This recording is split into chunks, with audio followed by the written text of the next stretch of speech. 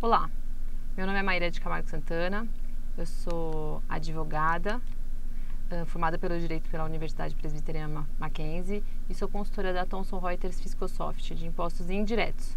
E vou comentar um pouquinho a respeito da alíquota interestadual de 4% referente aos produtos importados.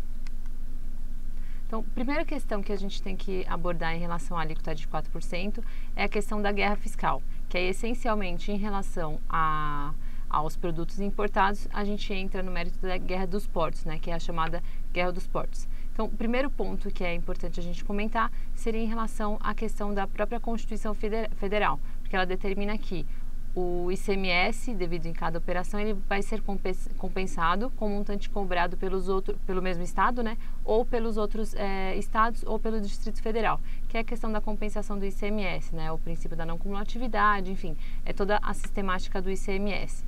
E aí, essa característica, né, de ser um imposto estadual faz com que o Estado tenha o dever de aceitar os créditos concedidos pelo Estado de origem, né? Isso daí já pensando em âmbito nacional e pensando especificamente na operação interestadual, em que a gente tem um Estado que sai a mercadoria e um Estado que é o destino da mercadoria. E uma operação interestadual, então, que é submetida a um tratamento fiscal diferenciado pelo estado de origem, a gente tem um prejuízo do estado de destino.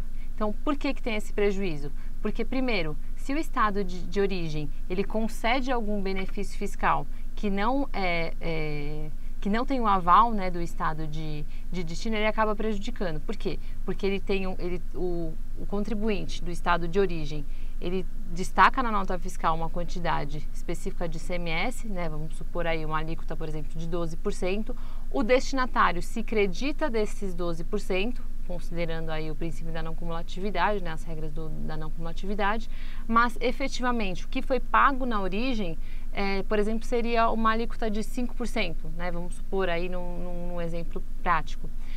Então, por isso que, na verdade, a gente tem esse prejuízo, porque o estado de origem, ele indica uma coisa na nota fiscal, né, pelo remetente é indicado um valor, mas a gente tem um prejuízo aí do destinatário que se apropria desse crédito e aí acaba deixando de comprar numa operação interna. Então, esse aí seria uma base aí para essa questão da guerra dos portos, né, especificamente falando de importação em relação ao produto importado. Pensando nessa questão da guerra fiscal, então, para amenizar o impacto da guerra fiscal, ou melhor, para que não tenha, né, a guerra fiscal, a própria Constituição Federal ela determina que quaisquer isenções, incentivos, benefícios, eles têm que ser feitos mediante deliberação do CONFAS, ou seja, eles têm que ser aceitos por todos os estados. Então, por isso que aí isso seria uma questão que aí a gente não teria a guerra fiscal, porque aí seria um consenso aí entre todos os estados e inclusive entre o Distrito Federal. Então, como a lei complementar determina? Então, a lei complementar que trata dessa questão, que regulamenta essa questão dos convênios, né, que deve ser assinado pelos estados, é a lei complementar número 24 de 1975.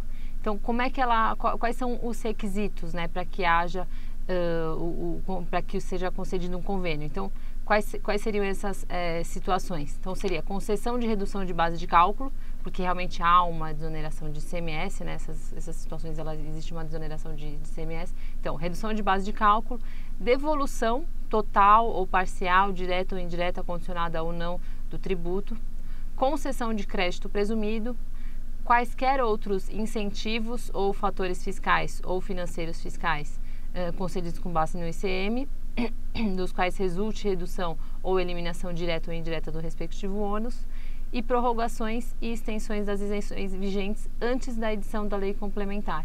Então, quer dizer, a gente consegue visualizar por essa regra da lei complementar que, na verdade, o legislador ele quis evitar essa questão da guerra fiscal. Por quê? Sendo um consenso entre os estados, então todos estão de acordo, entre os estados e o Distrito Federal, né, entre os entes, todos estão de acordo em relação àquele benefício. Então todos eles aceitam aquele benefício, muitas vezes por conta de uma questão regional, enfim, é uma questão que acaba ficando tranquila entre os estados.